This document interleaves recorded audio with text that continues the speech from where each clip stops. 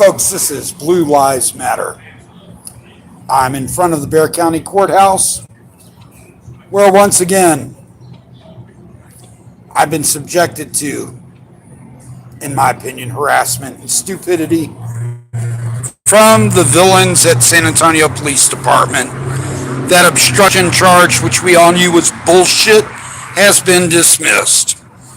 Nonetheless, because of that charge, they raised my bond on two other charges that were also dismissed that had no merit, but it didn't matter because when you get arrested, if you're on bond, they will raise your other bonds. That's just the way the game goes. Does not matter if any of the arrests were lawful. The court doesn't look at that. They go, wow, this guy's been arrested and he got arrested again. We're going to increase his bonds. So, of course, as you guys know, when they did that, they arrested me at municipal court and towed my vehicle and cost me several $1,000s. They lost my keys when they towed my car. Imagine that. I see people coming in. I don't have my glasses on, so I cannot read right now. This is a very short live to let you know I am free. That's what the title says. The obstruction charge was dismissed. As I said all along, they could not prove it, but, you know, they should have said that the last court hearing. Instead, they said, oh, Judge, we need more time. They needed more time hoping they'd find something else or whatever, but they didn't find anything because there was nothing there, because I was never guilty. Either way, it doesn't matter. It's what we go through as activists. Oh, I'm a moron. I thought I put my glasses in my pocket. They're right up on top of my head. See that? When I say, yeah, I'm an idiot sometimes, it's just the fact. Thank you, Melissa. Tapatios, Mushroom. Again, just letting people know I'm out. I did my live stream before. With my live streams, I never have access to them for usually 24 hours. I'm not going to go into why. I'll tell you what I suspect, and it has something to do with the Fusion Center, but I've never heard anyone else having the same issue that I do with accessing their live stream after they post it. I know people have seen it. I've seen people comment on it. I don't have access to it. So either way, that's where we're at. We are free. There's a couple of fine pigs, sheriff's officers, whatever. No, I'm not very polite, but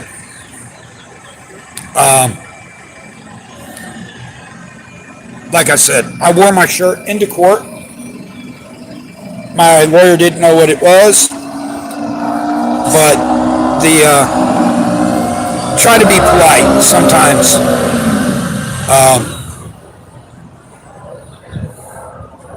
But when some of them, like I didn't even show you their faces, but one of the sheriffs who walked by, he was a prick about a month ago with me.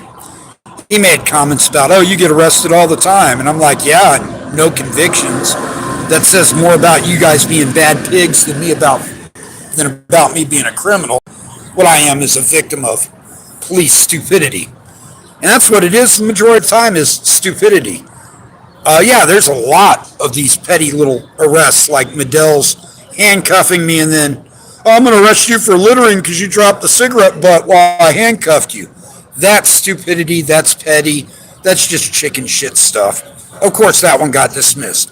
But, you know, most of these, like this last arrest, that officer's just an idiot, a complete idiot. I told him the law. I pointed to the sign and explained he read it wrong. He didn't want to listen to me. I explained that sign to him 3 times before he arrested me. And again, you're right, it's all about their ego. They don't care. They don't care what you suffer. The officer saying, oh, well, I'm trying to be cool so, you know, save you money so your car doesn't get towed. And no, he just wanted to know where my car was so he could tow it. If I hadn't have told him, he'd have had to wait 72 hours to tow it. Either way, you know, they act cool with you, but they're never cool with you. Cops don't ask you questions to be your friend or buddy. Hey, what you doing? How you doing? Where you been? All those are bad questions. And when you start to learn after dealing with enough bad police officers that nothing you can say will ever help you with the police officer, you need to start learning to choose your words very wisely. I had a lot of people calling me a bootlicker for being so polite on my last arrest. Hey, my lawyer told me to stop being an asshole to these guys, so I took his advice. Today he said, well, that's not really what I said, but yeah, I mean, it's easier to defend you if you're not cussing at them. And he's right about that. It's harder to defend a person who is verbally telling police officers that they can go suck his penis, and to gain empathy with the jury if they hear that. Whether that officer needs to hear that, well, my opinion is they all need to hear it. Mushroom Mania doesn't change facts.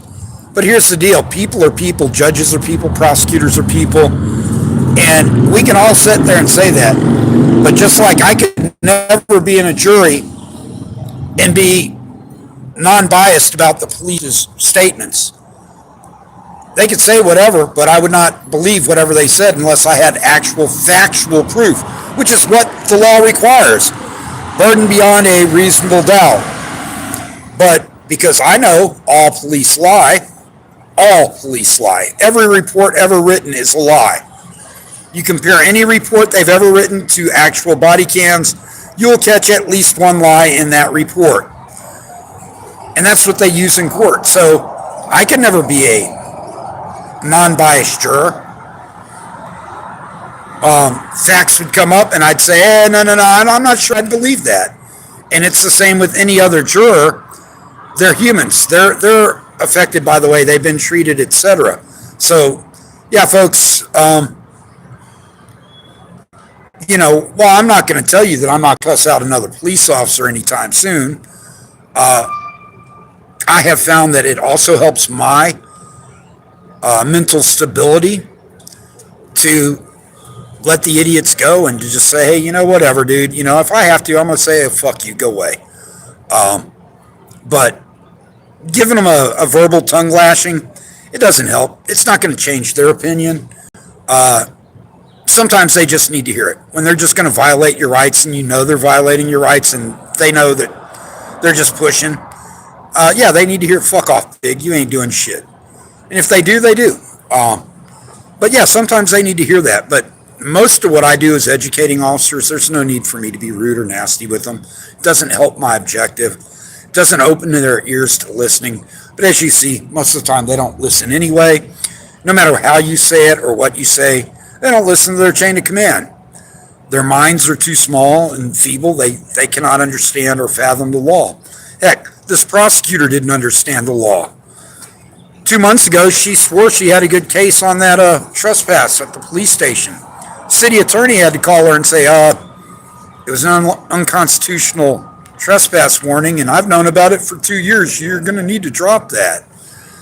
And, so I go to court today, and, my lawyer's all, hey, good news, they dropped that. Well, I already knew they dropped that. I keep more abreast of my case than my lawyer does because it concerns me. Nothing against my lawyer. He does his job very well.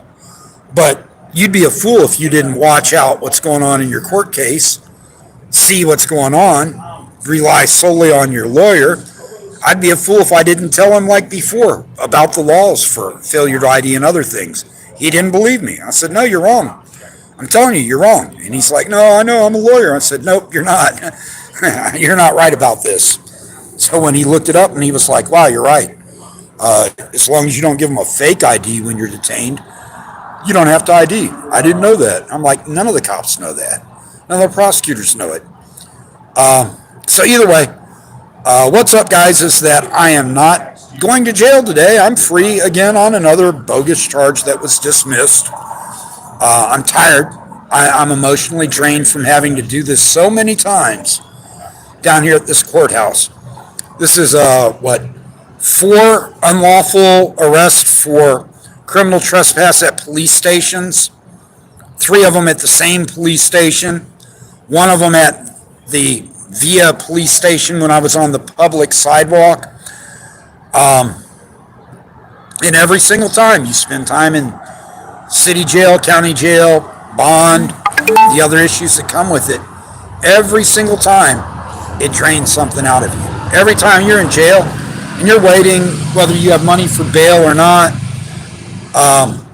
it takes a cost, it takes a toll on you. Am I done with my activism? Hell no. I've got maybe only a few years left in life, but I am going to be out here doing what I believe in.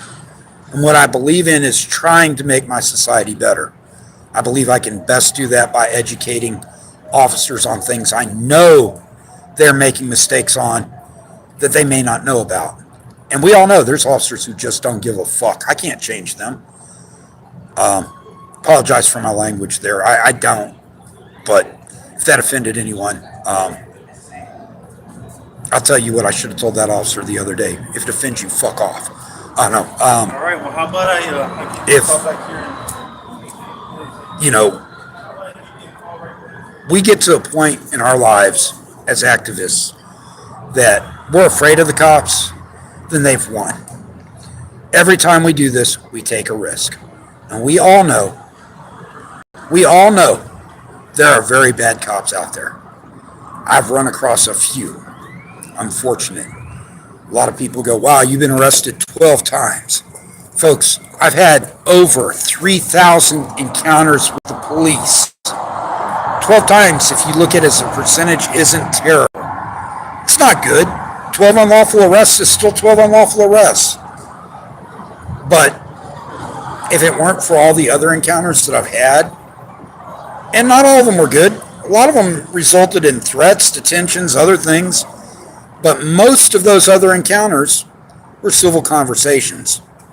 And a lot of people don't understand that, but that's why I'm still able to believe that I can get out there and make some change. If I didn't believe that, I wouldn't have gone around all these police stations. 5 of the 8 have taken down those signs. 5 of 8. The city doesn't want to take them down. The chief of police didn't want them to take it down.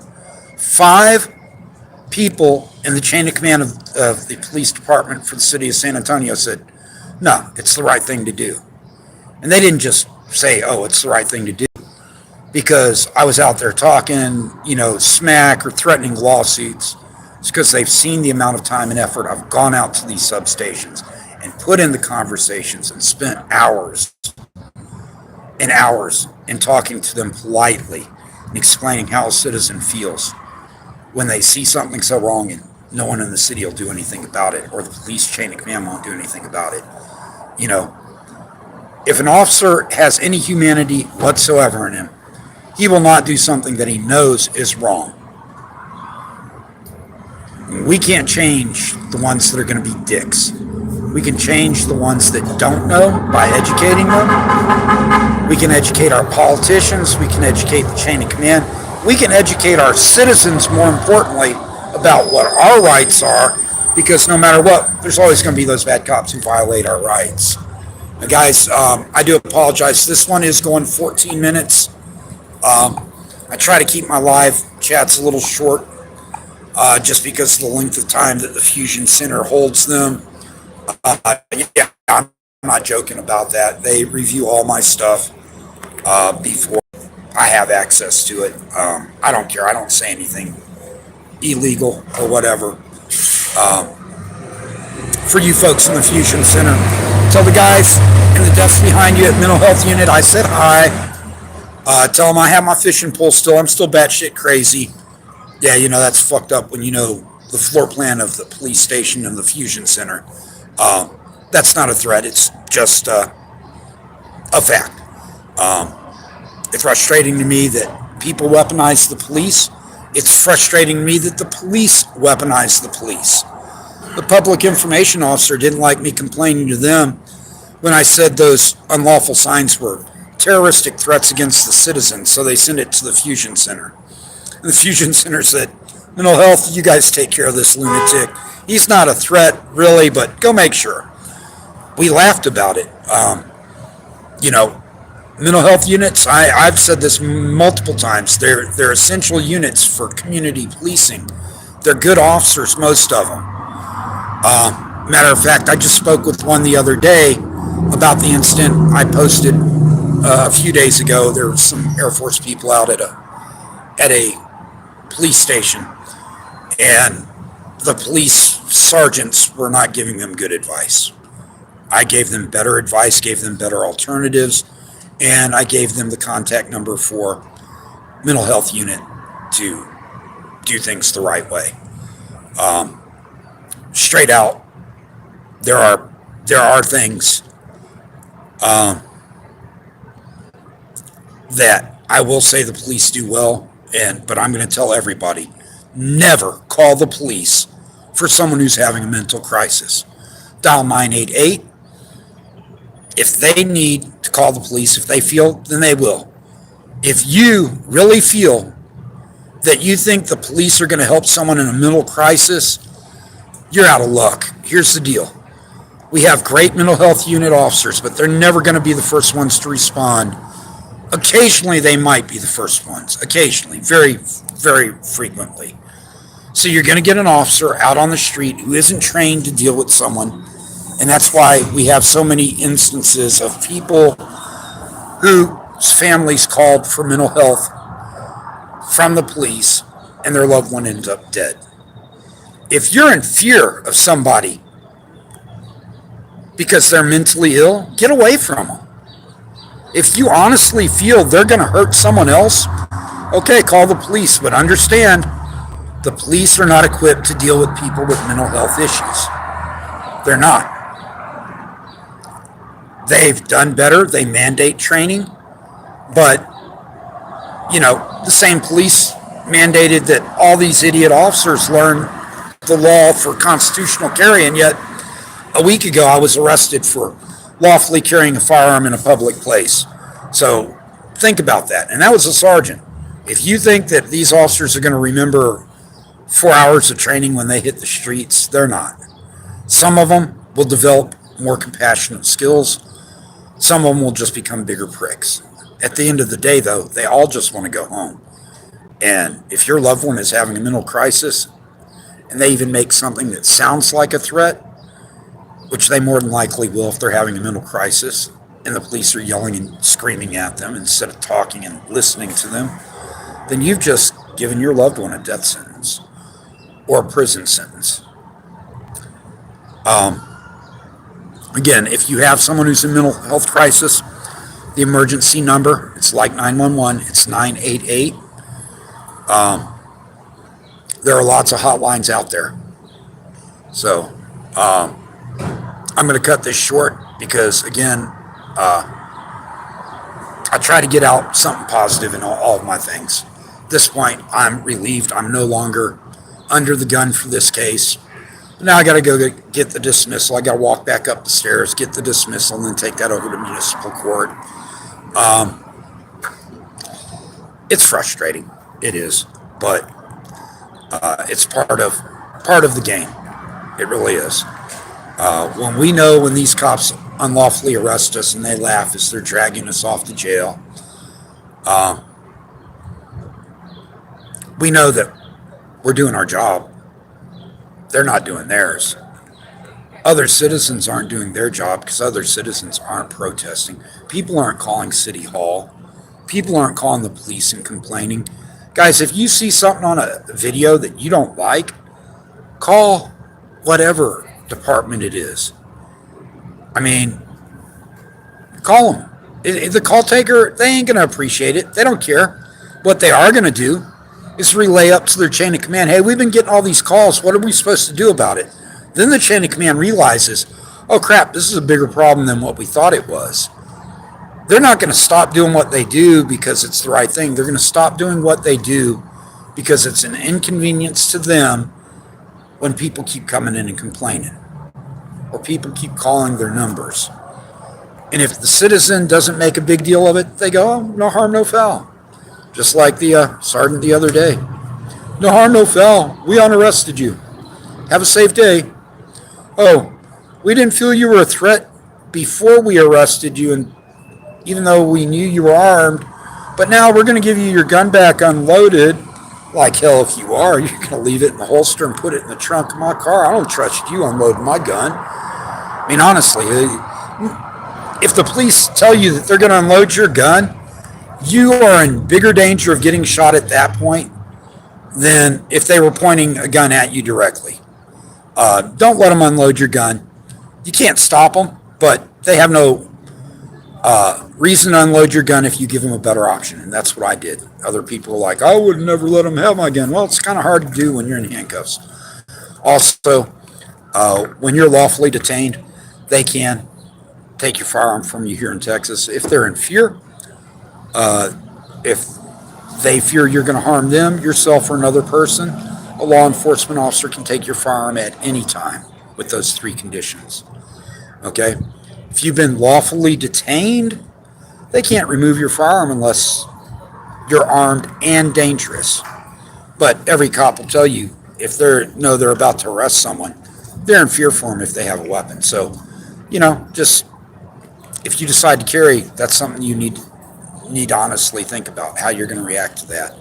Again, I'm rambling, guys. I see Mushroom Manny's filling up the chats there. Appreciate you guys speaking in here, saying how you feel. I see Vic Riv Productions in there. My vision's not good. I do apologize. I will go back later at another time. I'll make some people mods who I see, but other than that, you guys be safe. I'm going to go ahead and call it a day. I got someone who needs something here.